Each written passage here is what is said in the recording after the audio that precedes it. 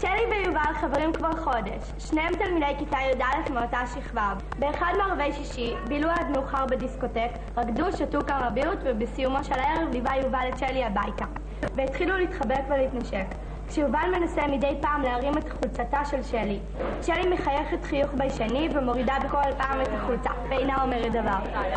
מה הוא רוצה, מה היא רוצה, מה את חושבת, למה כן, למה לא, את כל הדיאלוג הזה רגע, עושים משחק כזה פתאום שאנחנו מדברים על זה אחרי שזה קרה, כאילו? אחרי שזה קרה.